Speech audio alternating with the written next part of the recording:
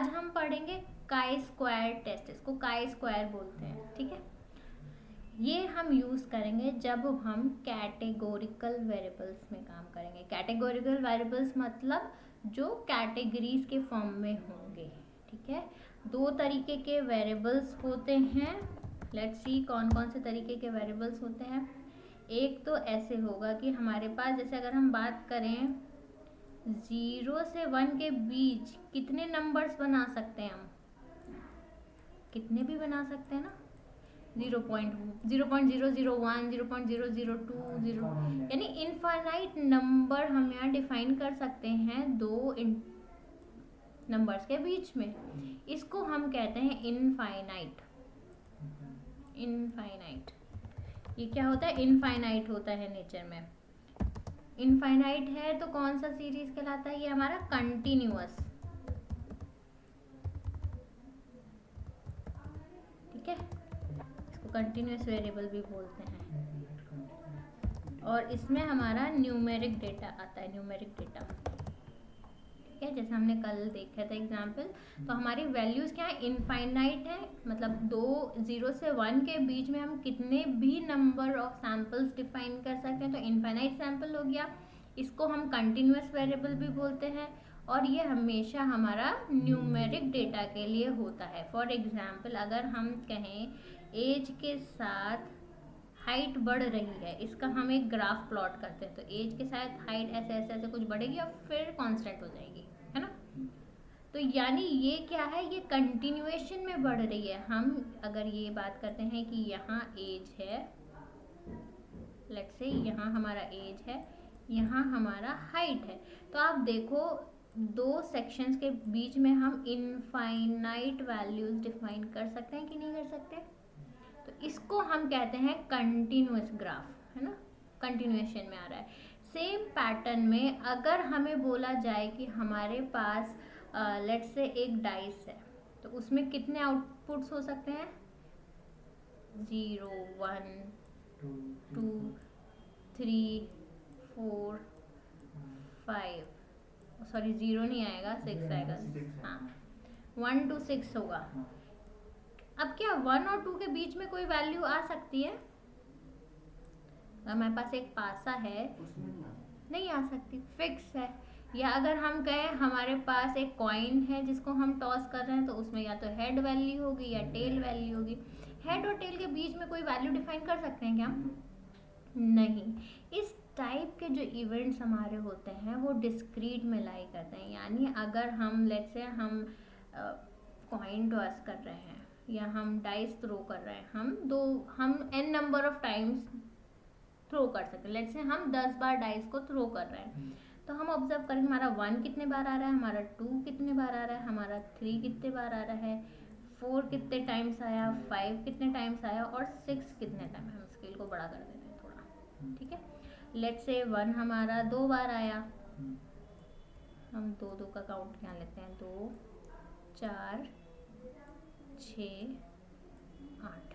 ठीक है, let's say हमारा 1 जो है वो 2 टाइम्स आया, फिर 2 कितनी बार आया, लेट्स से 2 हमारा 4 टाइम्स आया है, 3 कितनी बार आया है, पूरा हो जाएगा काउंट, फिर से ये 2 टाइम्स आया है, लेट्स से 5 हमारा 1 टाइम आया, तो हमारा कितना बचा, 2 4 6 6 2 8 1 9, और लेट्स से 6 भी एक बार आया है। 10 टाइम्स थ्रो किया है तो 10 नंबर्स पूरे हो गए। अब आप देखो 1 और 2 के बीच में n नंबर ऑफ सैंपल्स नहीं है, वो सिंगल एक सैंपल है, तो आपको ये कुछ ऐसे हिस्टोग्राम मिल रहा है इसका, यानी डिस्क्रीट वैल्यूज मिल रहे हैं।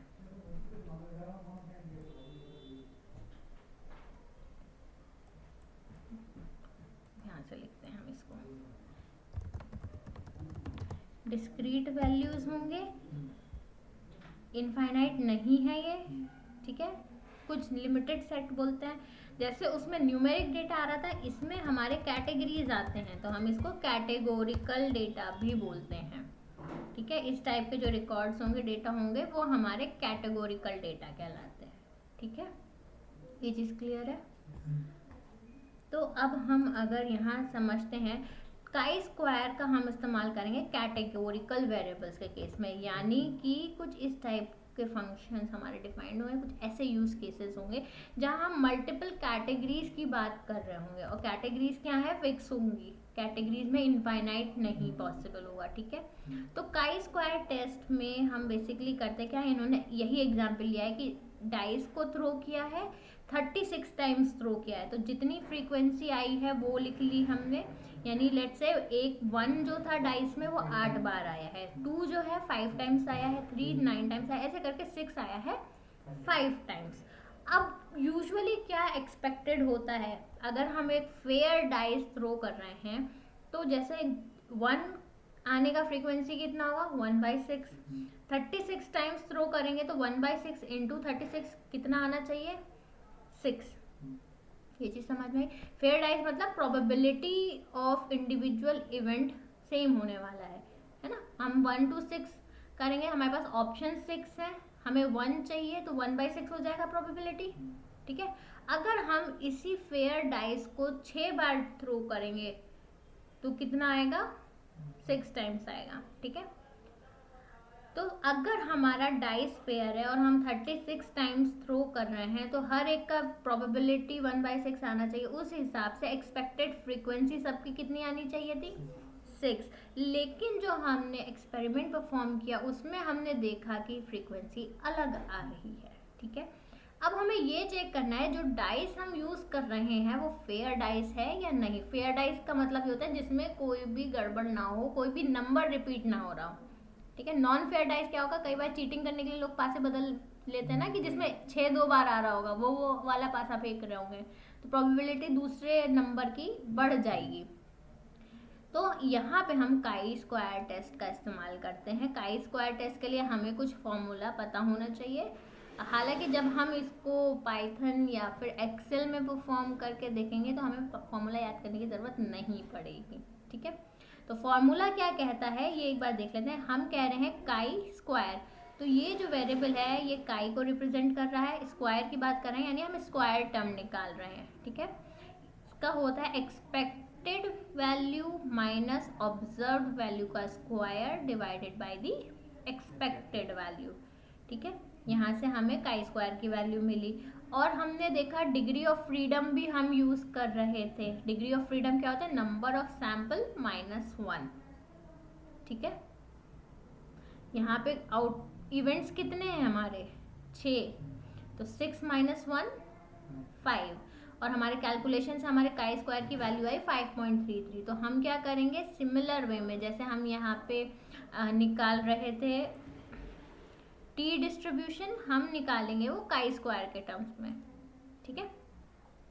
अब एक एग्जाम्पल दिया हुआ है यहाँ पे, लेट से हमारे पास एक डेटा दिया हुआ है जिसमें 2 तरीके के डाइट दिए जा रहे हैं लोगों को, एक को AHA दिया जा रहा है, दूसरे को मेडिटेरियन दिया जा रहा है, ठीक है। अब 2 कैटेगरीज डिफाइंड है हमारे पास, नंबरिक फॉर्म में नहीं है, कैटेगोरिकल फॉर्म में कैटेगरीज दी हैं।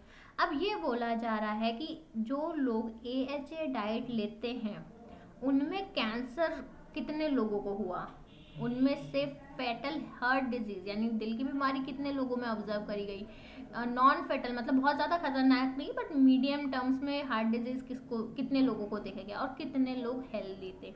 यानी AHA वाले 303 लोगों को ऑब्जर्व किया गया, और ये 4 कैटेगरीज के डिजीजेस पे रिसर्च करी गई कि कितने लोगों को कौन सी बीमारी हुई और कितने लोग हेल्दी रहे, ठीक है। अब आप देखो डाइट के रिस्पेक्ट में हमारे पास जो चीज़ें आ रही हैं ये कैटेगरीज आ रही हैं, पहले ये नंबर के फॉर्म में था, अभी कैटेगरीज हैं।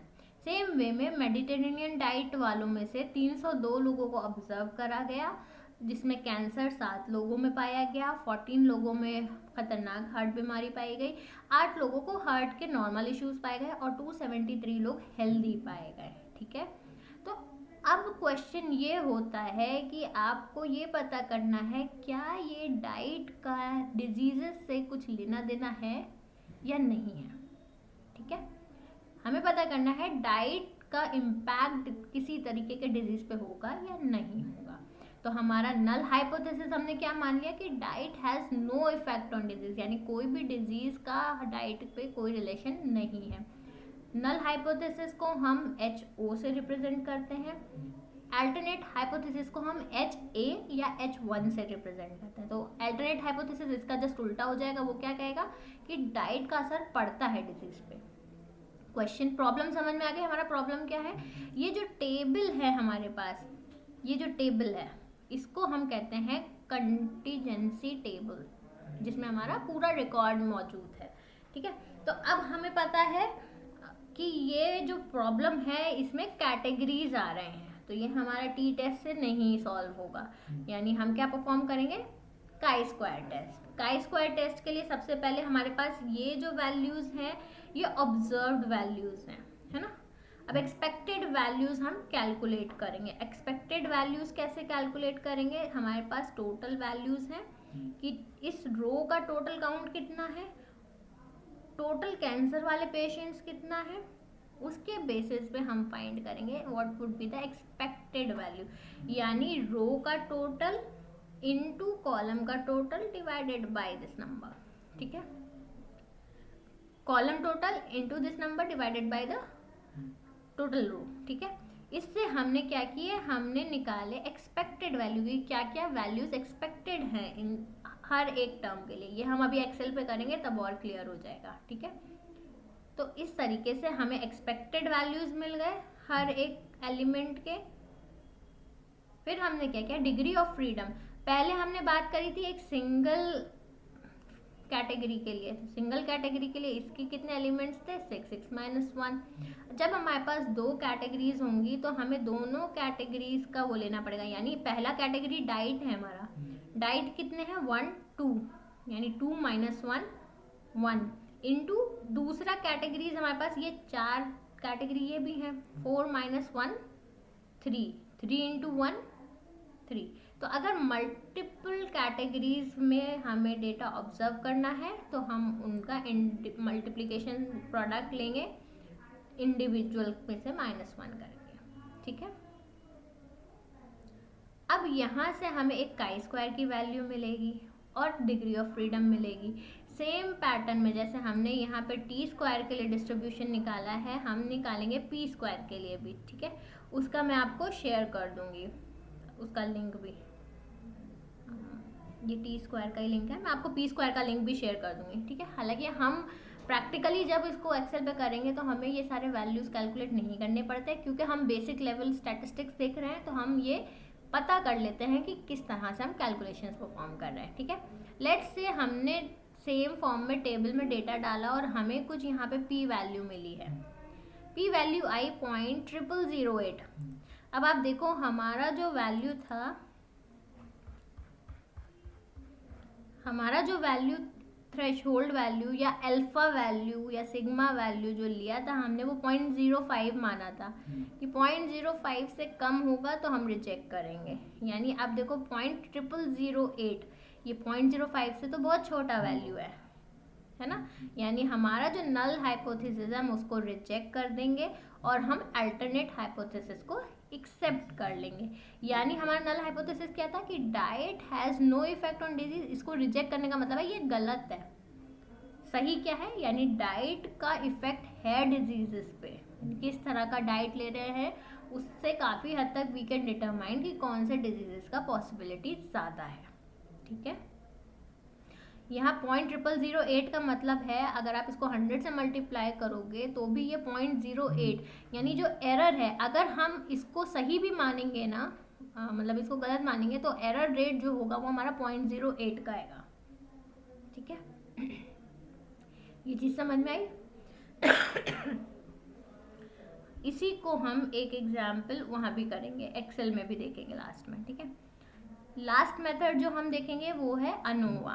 अनोवा मतलब एनालिसिस ऑफ वेरिएंस, यानी हम वेरिएंस का एनालिसिस करने वाले हैं। जब हमारे पास कैटेगोरिकल और न्यूमेरिकल दोनों वेरिएबल्स मौजूद होंगे तब हम अनोवा का इस्तेमाल करेंगे। हमने देखा न्यूमेरिक वेरिएबल है तो हम टी स्क्वायर से इवैल्यूएट कर लेंगे, कैटेगोरिकल डेटा है तो हम कौन सा यूज़ करेंगे, काई स्क्वायर यूज़ करेंगे। अगर दोनों मौजूद हैं तब हम अनोवा एनालिसिस का इस्तेमाल करेंगे। ठीक है, अब अनोवा से हमें पता क्या चलता है, इससे हमें इस टेस्ट से हमें पता चलेगा different groups actually different behave करते हैं या नहीं करते।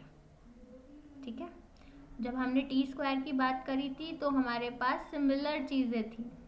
यहाँ हम डिफरेंट कैटेगरीज को चेक करने वाले हैं। ठीक है, for example reaction times, 3 group का रिएक्शन टाइम्स रिकॉर्ड किया गया है किसी एक ड्रग पे। अब हमें ये चेक करना है कि क्या ये सिमिलर इम्पैक्ट है या इन पे इम्पैक्ट डिफरेंट हो रहा है।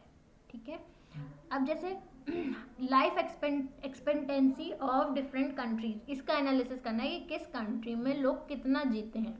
तो कंट्रीज हमारे पास बहुत सारे होंगे, यानी ये कैटेगोरिकल डेटा हो गया।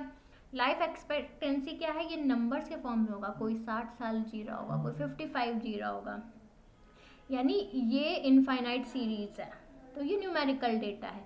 तो हमारे पास क्या है, एक न्यूमेरिकल डेटा है और एक कैटेगोरिकल डेटा है, तो दोनों डेटा मौजूद है, तो यानी हम अनोवा यूज़ करेंगे। ठीक है, अनोवा यूज़ करने के लिए हम कुछ टर्म्स को पढ़ते हैं। सबसे पहले हम एफ रेशियो निकालते हैं। यहाँ पे जैसे टी स्क्वायर में टी वैल्यू निकाल रहे थे, वहाँ से हमें पी वैल्यू मिली थी, यहाँ हम एफ वैल्यू निकालेंगे। ठीक है, तो एफ वैल्यू का जो फॉर्मूला है वो कहता है mean of sum of squares between groups divided by mean of sum of square within the group. ये हम अभी देखेंगे कि क्या है दोनों चीज़ें। ठीक है, सबसे पहले तो लेट्स से स्टूडेंट्स हैं जिनके मार्क्स हमें दिए हुए हैं। ठीक है, तो हम क्या करेंगे, सबसे पहले हम इसका मीन निकाल लेते हैं। Let's do it on Excel itself. हम अनोवा टेस्ट पे आते हैं, यहाँ पे हम ये रिकॉर्ड्स को कॉपी करते हैं। हमारे पास स्टूडेंट्स हैं और उनके मार्क्स हैं। ठीक है,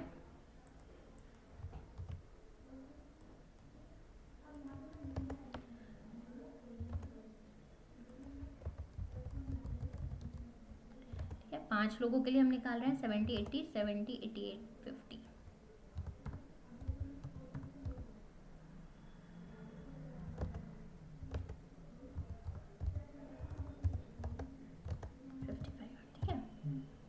अब अगर हमें एवरेज निकालना हो, मीन निकालना हो, तो मीन के लिए हम फॉर्मूला यूज़ करेंगे एवरेज, और हम कितने मार्क्स का एवरेज निकालने वाले हैं, हमने वो निकाल दिया। तो एवरेज वैल्यू कितना आ गई मार्क्स की, 72.6। ठीक है, अब हमने क्या किया, हमें देखना है कि ये इंडिविजुअल मार्क्स मीन से कितना डेविएटेड है। तो हम एक टर्म पढ़ते हैं, मीन माइनस इंडिविजुअल मार्क्स, और हम इसका स्क्वायर करते हैं। डेविएशन निकालने के लिए हम कुछ ऐसे ही कर रहे थे।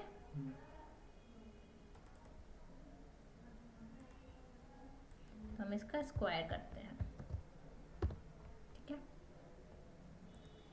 मीन कितना है, मीन वैल्यू है हमारा ये, इसमें से माइनस कितना करना है, ये वैल्यू, और इस पूरे का हमें स्क्वायर करना है, जो भी डिफरेंस आएगा। तो हमने इसको ब्रैकेट में ले लेते हैं और इस पूरे का हम स्क्वायर कर देते हैं। तो अब देखोगे क्या वैल्यू आई, 6.76।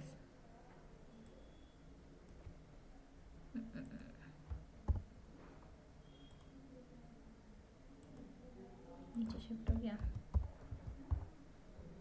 फिर से लिखते हैं। यहाँ पे मीन क्या है, मीन वैल्यू ये है, मीन वैल्यू हमेशा सेम रहेगी, तो इसको फिक्स कर देते हैं। माइनस मार्क्स, हमारे मार्क्स चेंज होंगे,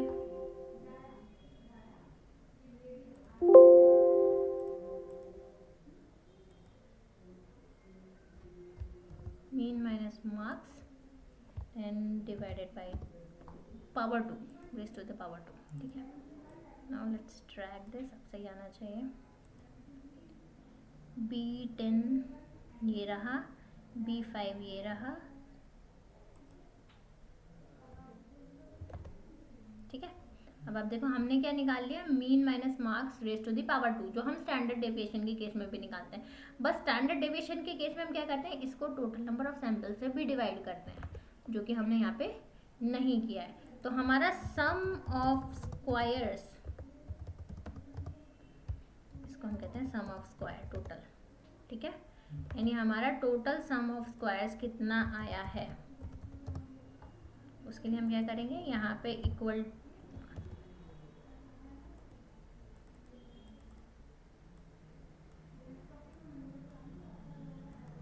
हमें क्या करना है, सम करना है जितना ये डिफरेंस आया है इसका, ठीक है। तो हमें क्या मिला, सम ऑफ स्क्वायर्स मिला यहाँ पे, इसको हम बोल्ड करके रख लेते हैं कि हमने ये चीज़ें कैलकुलेट करी हैं, ठीक है। अभी तक समझ में आया। अब हमारा जो सम ऑफ स्क्वायर्स आता है टोटल, ये क्या होता है, ये होता है हमारा जो सम आएगा with in the same group और सम आएगा बिटवीन द ग्रुप्स, उन दोनों का कॉम्बिनेशन होता है, यानी sum of each group value minus mean of that group, उसका पावर, वही निकाला है हमने। अभी हम एक ही स्टूडेंट की बात कर रहे थे, तो हम इस तरीके से एक्शन परफॉर्म कर रहे थे, राइट। अब लेट्स से हमारे पास दो ग्रुप्स हैं, दो स्ट्रीम्स हैं, ठीक है। एक स्ट्रीम में मार्क्स कुछ ऐसे हैं, दूसरे स्ट्रीम में मार्क्स ऐसे हैं, तीसरे स्ट्रीम में कुछ ये मार्क्स हैं। तो हम कैसे करेंगे, अभी हमने एक ही स्ट्रीम ली थी तो कैटेगरी एक ही थी, तो हमने क्या किया, मीन निकाला, सम टोटल निकाला। सेम चीज़ हमें रिपीट करनी होगी तीनों स्ट्रीम्स के लिए। तो लेट्स से ये स्ट्रीम 1 है, ठीक है, ये हमारा स्ट्रीम 1 का डेटा है। सेम हम फॉलो करेंगे स्ट्रीम 2 के लिए, स्ट्रीम 3 के लिए, ठीक है। जब हम तीनों के लिए निकाल लेंगे इंडिविजुअली, तो हमें क्या करना पड़ेगा, अब ये वैल्यूज़ मिलेंगे कि ग्रुप का मीन माइनस टोटल मीन का स्क्वायर, वो हो जाएगा SSB। SSW जो होगा वो होगा sum of each value in a group minus group का मीन, ठीक है। टोटल मीन क्या होगा, तीनों मीन निकालेंगे फिर उसका एवरेज आउट करेंगे, या total mean 1 plus mean 2 plus mean 3, total mean वो कहलाएगा हमारा, ठीक है। तो ये सारे कैलकुलेशंस करके हम एक F रेशियो निकालते हैं जो हमारा होता है मीन, जो हमने सबसे पहले देखा MSB बाई MSW। तो MSB क्या है, mean of sum between the groups, और ये है विद इन द ग्रुप्स, क्योंकि मल्टीपल ग्रुप्स हैं, ग्रुप्स का आपस में क्या मीन है और मीन सम कितना है within the same group, इससे हम निकालेंगे। फिर जैसे हमारे पास एक F वैल्यू आएगी तो हमें क्या करना है, F वैल्यू को, ये अनोवा के कैलकुलेशंस हैं, F रेशियो जो भी आएगा वो लिखेंगे, DF न्यूमरेटर का कितना है, डिनोमिनेटर का कितना है। हमारे पास दो DF आएंगे, आप देखो यहाँ पे हमारे पास एक तो MSW के लिए आएगा और एक MSB के लिए आएगा, दो आ जाएंगे। तो दोनों के लिए हमारे पास आ गए यहाँ पे DF1 की वैल्यू भी आ जाएगी, DF2 की वैल्यू भी आ जाएगी। अल्फा की वैल्यू, सिग्निफिकेंस वैल्यू हम कितना मान के चल रहे हैं, 0.05, यानी हम 5% से ज़्यादा का एरर कंसीडर नहीं करेंगे, ठीक है। इस तरीके से हमें वैल्यू मिल जाएगी, P वैल्यू, उससे हमें पता चलेगा कि क्या ये P वैल्यू जो आ रही है ये 0.05 से छोटी है या बड़ी है। उस बेसिस पे हमें पता चलता है जो भी हम क्या नाम है अजम्पशन ले रहे हैं, है ना, जो भी नल हाइपोथेसिस ले रहे हैं वो वैलिड है या वैलिड नहीं होगी, ठीक है। ये चीज़ समझ में आई। कैलकुलेशंस अभी हमें याद करने की ज़रूरत नहीं है, हम सिर्फ इसको इम्प्लीमेंट करके देखेंगे, ठीक है। अनोवा में हमने क्या देखा, एक नंबर, एक कैटेगरी अभी देखी थी, नंबर क्या थे, नंबर थे मार्क्स, कैटेगरी क्या थी, स्ट्रीम 1, स्ट्रीम 2 या स्ट्रीम 3, यानी हमारा इंडिविजुअल जो डेटा था वो एक ही स्ट्रीम का था। अगर हम ये टेबल देखें तो हमारे पास दो ही रिकॉर्ड्स हैं, एक कैटेगरी है और एक नंबर है, राइट। एक कैटेगरी एक नंबर, एक कैटेगरी एक नंबर। अगर हमारे पास कैटेगरी में एक और रिकॉर्ड हो, जैसे स्ट्रीम के साथ हम जेंडर भी देखेंगे किस जेंडर का है और उसके कितने मार्क्स आए हैं, तो कैटेगरीज हमारे पास दो हो गई, नंबर हमारे पास एक हो गया, तो इसको हम 2 वे अनोवा बोलते हैं। यानी एक न्यूमेरिक वेरिएबल है और दो कैटेगरीज हैं। इससे हमें आगे और भी चीज़ें देखने को मिलेंगी। अब आप थोड़ा मोटा मोटा ये समझ पाओगे कि जब हम एनालिसिस परफॉर्म करेंगे तो हमारे कितने डेटा टाइप्स देखने को मिले, मेनली 2 डेटा टाइप्स देखने को मिलेंगे हमें, या तो वो न्यूमेरिक होगा या वो कैटेगोरिकल होगा।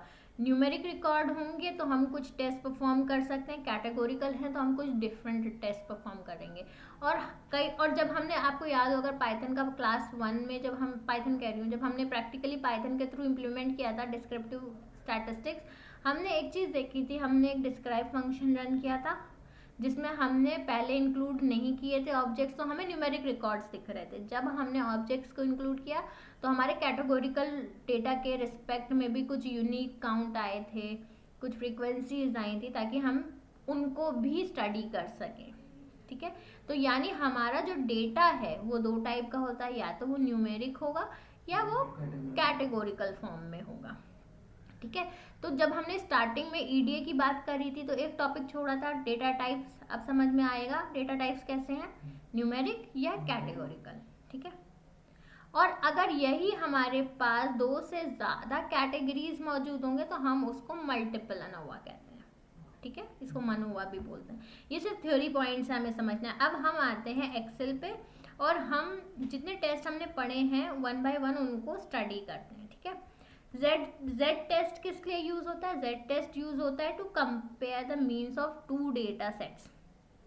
क्या 2 डेटा सेट का जो भी मीन है वो सेम है कि नहीं। ठीक है, तो पहला केस हमारे पास है, हमने कहा let us assume that the population means of the mention data is 5। हमने अज्यूम किया कि मीन कितना है 5, एंड फिर हमें z टेस्ट अप्लाई करके देखना है कि क्या वन टेल प्रोबेबिलिटी वैल्यू कितना आ रहा है। ठीक है, तो हमारे पास ये कुछ रिकॉर्ड्स हैं, हमारे पास कुछ डेटा है। अब हमें इसमें चेक करना है इनका जो प्रोबेबिलिटी आ रहा था वो 5 है, वो कितना सही है। ठीक है, तो one tail test Z test में हमने देखे थे वन टेल टेस्ट।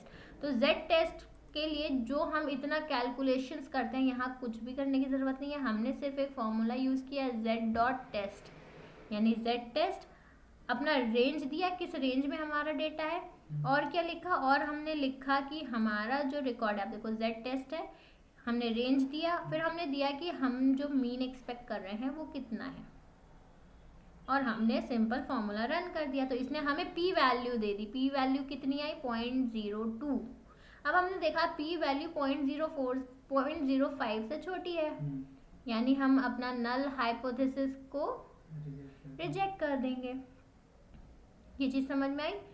वहाँ अब आप देखोगे प्रैक्टिकली हम ये जो इतने कैलकुलेशंस पढ़ रहे हैं, क्या हमें इनमें से कुछ करना पड़ रहा है?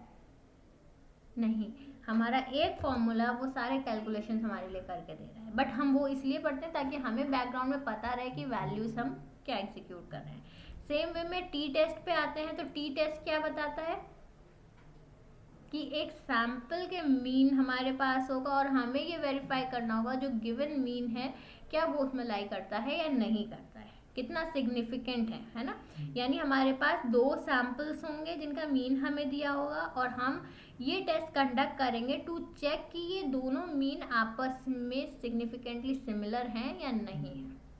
ठीक है, अब हम क्या करेंगे, हमारे पास लेट्स से 2 सब्जेक्ट्स के मार्क्स हैं, हमारे पास कुछ सैंपल्स हैं फॉर सब्जेक्ट 1, सेम कुछ मार्क्स हैं फॉर सब्जेक्ट 2। तो हमें क्या करना है, पहले तो हमने क्या किया, हमने वेरिएंस निकाला, क्योंकि जब हम ये जेड स्क्वायर टेस्ट परफॉर्म करेंगे उसके लिए हमें मीन वैल्यूज, वेरिएंस वैल्यूज चाहिए होते हैं। तो हमने क्या किया, पहले इस सब्जेक्ट का वेरिएंस निकाला। वेरिएंस कैसे निकालते हैं हमने देखा था, पहले मीन निकालते हैं, मीन माइनस इंडिविजुअल वैल्यूज का स्क्वायर करते हैं, divided by number of samples करते हैं, उससे हमें वेरिएंस वैल्यू मिलती है। लेकिन यहाँ हम क्या करेंगे, इतनी कैलकुलेशन हमें नहीं करनी, वो हमारा फंक्शन हमारे लिए कर देगा। हमने फॉर्मूला यूज़ किया वेरिएंस का, वेर डॉट पी, पूरे पॉपुलेशन सेट का वेरिएंस निकालना है, और हमने अपना रेंज दे दिया कि किस रेंज का वेरिएंस हमें चाहिए। तो हमें वेरिएंस का वैल्यू निकल आया, यानी 166.80 जो है वो वेरिएंस निकल के आया है। इसी को स्क्वायर रूट कर देंगे तो स्टैंडर्ड डेविएशन आ जाएगा हमारा। ठीक है, सेम वे में हमें सब्जेक्ट 2 के लिए वेरिएंस निकालना था, तो हमने वेरिएंस का फॉर्मूला यूज़ किया, रेंज दी, और हमारे पास वेरिएंस वैल्यू आ गए। ठीक है, फिर हमें क्या करना है, एक्सेल में हमारे पास डेटा का जो टैब है, यहाँ पे एक डेटा एनालिसिस का ऑप्शन आता है। अगर हम इस पर क्लिक करेंगे तो आप देखो डेटा एनालिटिक्स में हम जितने भी स्टैटिस्टिकल टेस्ट की बात कर रहे हैं, जैसे हम अनोवा पढ़ा, हमने अनोवा 2 फैक्टर पढ़ा कि मतलब मल्टीपल वो होंगे, कोरिलेशन हम देखते हैं, कोवेरिएंस हम देखते हैं, डिस्क्रिप्टिव स्टैटिस्टिक्स के हम देखते हैं समरी, ठीक है। हमने और क्या देखा था, टी टेस्ट देखा था, जेड टेस्ट देखा था। तो आप देखो ये सारे टेस्ट हमें परफॉर्म ही नहीं करने पड़ते, वो हमें डेटा एनालिसिस के ऑप्शन के अंदर सारे टेस्ट मिल जाते हैं। तो अगर हमें लेट से जेड टेस्ट परफॉर्म करना है, 2 सैंपल्स दिए हुए हैं, तो हमने क्या किया, ये सेलेक्ट, डबल क्लिक किया, इसके बाद इसने हमसे पूछा हमें रेंज देनी है, हमने रेंज दे दी वेरिएबल 1 की, हमने रेंज दे दी वेरिएबल 2 की। अब आप यहाँ देखो, यहाँ हमें वेरिएंस रिक्वायर्ड है, इसी वजह से हमने वेरिएंस कैलकुलेट करे हैं। पहले वेरिएंस वैल्यू दे देंगे, आउटपुट में हम ये बता देंगे कि हमें ये टेबल कहाँ बनानी है। जैसे हमने यहाँ पे दिया हुआ है कि हमें यहाँ चाहिए, जैसे ही हम ओके क्लिक करेंगे आप देखोगे ये सैंपल बन के आ गया हमारा। अब ये क्या बता रहा है, ये पूरा डिस्क्राइब कर रहा है कि हमारा जो मीन है, वेरिएबल 1 के लिए मीन आ रहा है 61.090, वेरिएबल 2 के लिए आ रहा है 54, यानी वेरिएबल्स का मीन में स्लाइट डिफरेंस है। वेरिएंस जो हमने प्रोवाइड करे थे वो भी यहाँ लिखे हुए हैं। नंबर ऑफ ऑब्जर्वेशन सैंपल ए के भी 11 है, सैंपल 2 के भी 11 है। ये चेंज डिफरेंट भी हो सकते हैं, हमने अभी सैंपल ऐसा लिया है जिसमें सेम है, प्रैक्टिकली अलग अलग भी हो सकते हैं, ठीक है। अब देखो हाइपोथेसाइज मीन का डिफरेंस कितना आ रहा है, यहाँ पे 0, जेड स्क्वायर की वैल्यू कितनी आ रही है 1.2, पी वैल्यू कितनी आ रही है 0.1। अब आप देखो 0.05 से पी वैल्यू बड़ा है, यानी हम नल उसको रिजेक्ट नहीं कर सकते, नल हाइपोथेसिस को। ये सिंगल टेल के लिए था। अगर हम 2 टेल्ड रिकॉर्ड देखेंगे तो हमारा कुछ पी वैल्यू 2 टेल्ड के लिए आई 0.2, ये भी बड़ी है 0.05 से, यानी हम नल हाइपोथेसिस रिजेक्ट नहीं कर सकते, हम नहीं कर पाएंगे रिजेक्ट, ठीक है। ये चीज़ समझ में आ रही है, ठीक है। ऐसे ही हम क्या कर सकते हैं, हम डिफरेंट एनालिसिस टूल्स को यहाँ परफॉर्म कर सकते हैं। लेट्स से अब हमने टी टेस्ट जब पढ़ा था, हमने देखा था सैंपल सेम उससे हो सकते हैं, पेयर टेस्ट हमने देखा था, हमने कहा था इक्वल वेरिएंस हम अज्यूम कर सकते हैं, या हम अज्यूम करें कि हमारा सेम रहना है या नहीं रहना। तो हम कोई भी टेस्ट के सैंपल परफॉर्म कर सकते हैं यहाँ पे। इसमें भी आप देखो हमें वेरिएंस का रेंज देना है। लेट्स से हम 2 सैंपल टी टेस्ट परफॉर्म करते हैं और हम एज्यूम कर रहे हैं कि इक्वल वेरिएंस हमारा इक्वल नहीं है, तो हम इसकी जगह लेट्स से हम इस पे जाते हैं अनइक्वल वेरिएंसेस, ठीक है। नंबर 1 के लिए हम ये ले लेते हैं, वेरिएंस नंबर 2 पे हम ये वैल्यू दे देते हैं, ठीक है। आउटपुट रेंज में हम यहाँ कहीं पे देते हैं कि हमें आउटपुट यहाँ पे चाहिए, ठीक है। ओके करते हैं। अच्छा डेटा नहीं सिलेक्टेड है,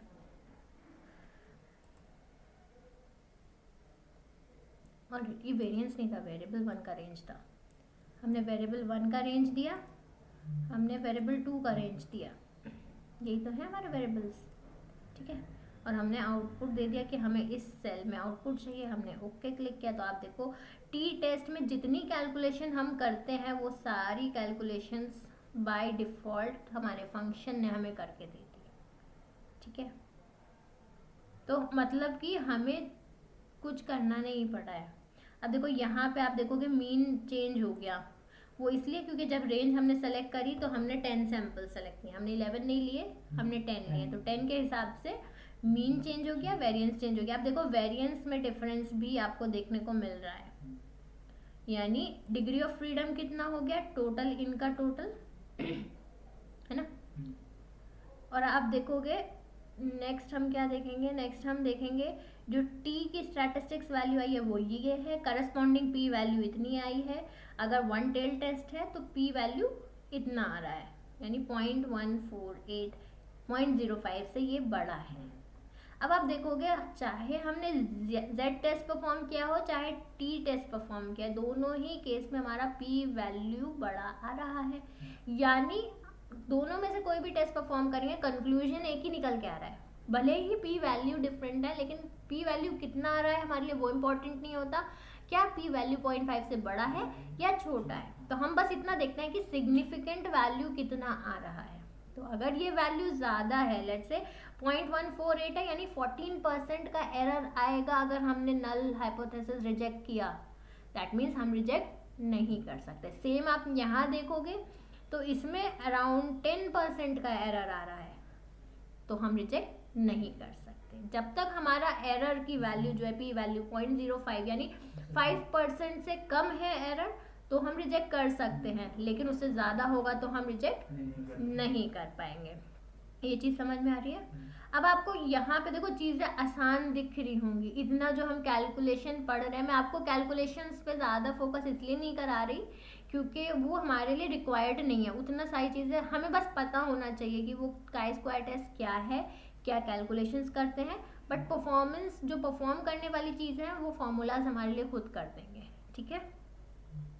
ऐसे ही हम एक कॉन्फिडेंस वैल्यू भी समझ लेते हैं। तो कॉन्फिडेंस वैल्यू क्या करता है, ये हमें बताएगा कि लाइक्लीहुड क्या है, कि मतलब एक हमारे पास गिवन सेट ऑफ वैल्यूज है तो उनका लाइक्लीहुड कितना है, ठीक है।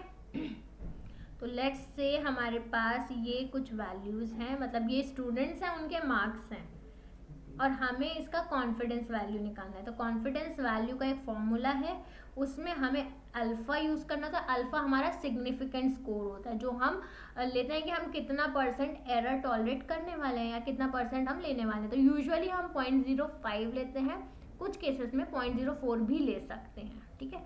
तो नॉर्मली कुछ नहीं दिया होगा तो 0.05 आप लेके चलोगे, ठीक है। यहाँ पे कुछ दिया हुआ है या नहीं दिया हुआ है इसमें ऐसा कुछ मेंशन नहीं है।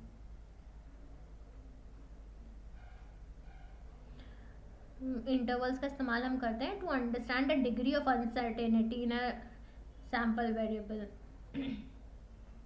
ठीक है। तो हमने क्या किया, इसके लिए हमें कुछ वैल्यूज चाहिए थे, तो पहले हमें वो वैल्यूज कैलकुलेट करने पड़ेंगे।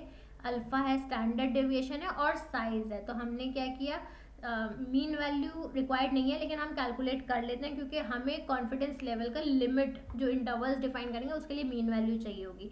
तो हमने पहले क्या किया, मीन कैलकुलेट किया। मीन कैलकुलेट करने के लिए हमने एवरेज फंक्शन यूज़ किया, अपना रेंज दिया, ये हमें मीन दे देगा। फिर हमें स्टैंडर्ड डेविएशन चाहिए था, तो हमने स्टैंडर्ड डेविएशन का फंक्शन यूज़ किया उससे हमें स्टैंडर्ड डेविएशन आ गया रेंज देते ही। सिग्निफिकेंस लेवल 0.04 रखा है लेट्स से हम इसे 0.05 रखते हैं। जैसे ही हम इसको 5 करते हैं, आप देखो सैम्पल साइज मतलब कितने नंबर ऑफ सैम्पल्स हमने लिए हैं। तो हमने क्या किया, काउंट फंक्शन यूज़ किया to count the number of rows here. तो हमने क्या किया, काउंट लिया और अपना रेंज दे दिया कि इतने से इतने के बीच हमारे रिकॉर्ड्स हैं, काउंट करके बताओ कितने रिकॉर्ड्स हैं, ठीक है। अब हम कैलकुलेट करते हैं कॉन्फिडेंस वैल्यू। कॉन्फिडेंस वैल्यू के लिए हमने फॉर्मूला यूज़ किया कॉन्फिडेंस डॉट नॉर्म। सबसे पहले हमें इसमें देना होगा स्टैंडर्ड, पहले अल्फा की वैल्यू दी, अल्फा वैल्यू हमारी E9 में थी, हमने सिर्फ कॉलम सेलेक्ट कर दिया। हम मैनुअली टाइप करते यहाँ पे तो गलत हो सकता था, इसलिए हमने क्या किया, कॉलम में हमने पहले वैल्यू ले रखी है, हमने इस पर्टिकुलर रिकॉर्ड को सेलेक्ट कर दिया। स्टैंडर्ड डेविएशन हमारा ई कॉलम का 8th रिकॉर्ड है, ई कॉलम का 8th रिकॉर्ड है, ठीक है। फिर हमने दिया साइज, साइज हमारा कहाँ डिफाइंड है, ई कॉलम का 10th रिकॉर्ड है। तो आप देखोगे यहाँ जो फॉर्मूला यूज हुआ है उसमें E10, पहले जो अल्फाबेट है ये हमारा कॉलम बताएगा, ABCDE कौन सा कॉलम है, उसके बाद जो नंबर आएगा वो हमारा रो बताता है, ठीक है।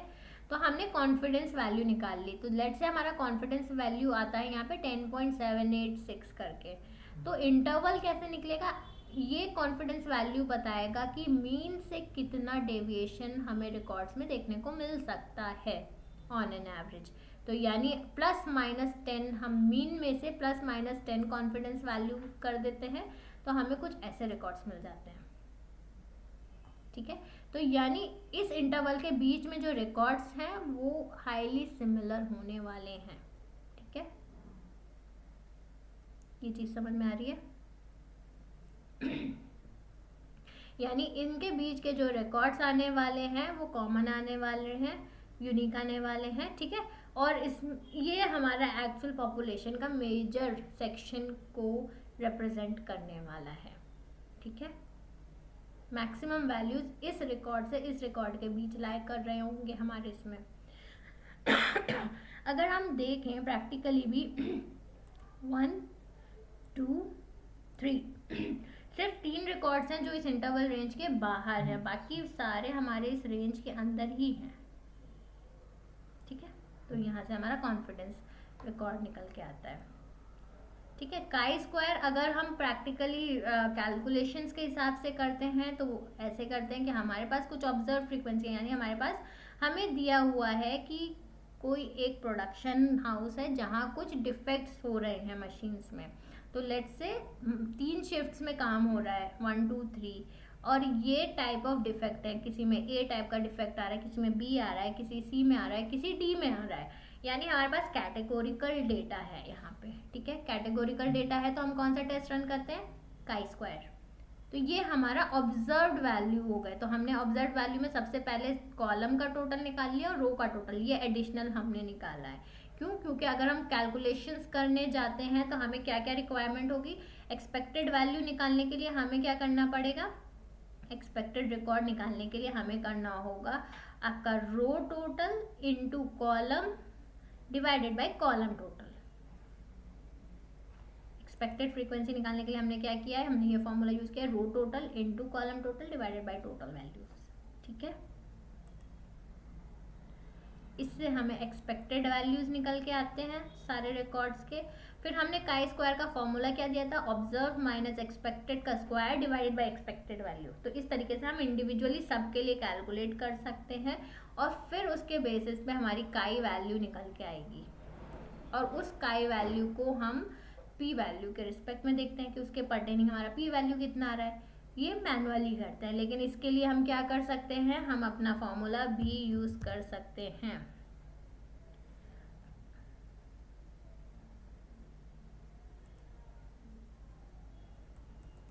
अब आप देखो, अगर हम काई स्क्वायर में बात करें तो ये हमें कुछ वैल्यू दे रहा है, एक्स क्या है, कुछ एक्स पैरामीटर देना होगा, डिग्री ऑफ फ्रीडम देना होगा, एंड देन क्यूमुलेटिव वैल्यू देना होगा।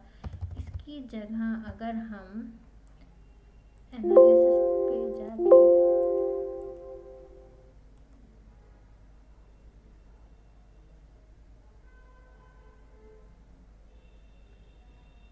इसमें नहीं है काई स्क्वायर का, ये रहा, काई स्क्वायर टेस्ट परफॉर्म करने जा रहे हैं तो इसका फॉर्मूला है काई स्क्वायर डॉट टेस्ट, ठीक है। अब एक्चुअल रेंज देनी है, एक्चुअल रेंज हमारी ये है, एक्सपेक्टेड रेंज कितनी है, एक्सपेक्टेड रेंज हमारी ये आई, ठीक है।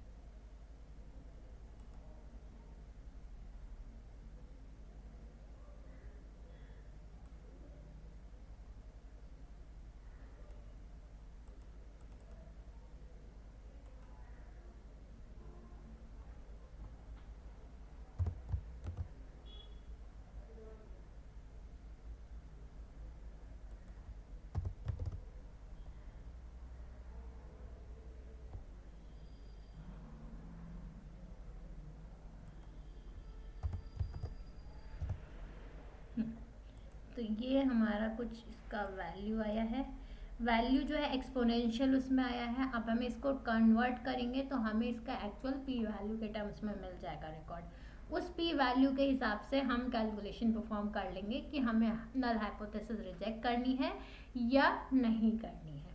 ये चीज़ क्लियर हुई? यानी ये जो हम इतना कैलकुलेशंस कर रहे हैं वो हमें करने नहीं पड़ेंगे अगर हमने अपना क्या नाम है फंक्शन यूज करा हुआ है तो, ठीक है। सिमिलर केस में हम अनोवा के लिए भी कर सकते हैं, ठीक है। अनोवा के केस में अगर हम देखें, अभी जो हम देख रहे थे ना मैनुअल अगर हम करते हैं तो हमें इस तरीके से करना पड़ता है, अनोवा का टेस्ट भी होना चाहिए।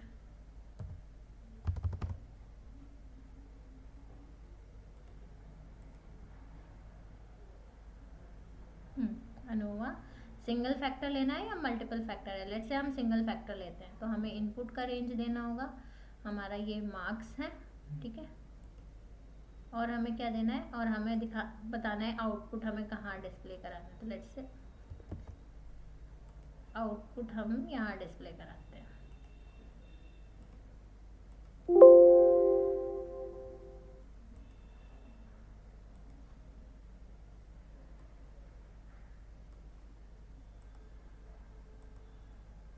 ठीक है, हमने क्या किया, हमने दोनों उनके रेफरेंस में लिए, तो हमें कुछ रिकॉर्ड्स यहाँ मिलते हैं कि बिटवीन द ग्रुप क्या वैल्यू आ रही है और विद इन द ग्रुप क्या वैल्यू आ रही है।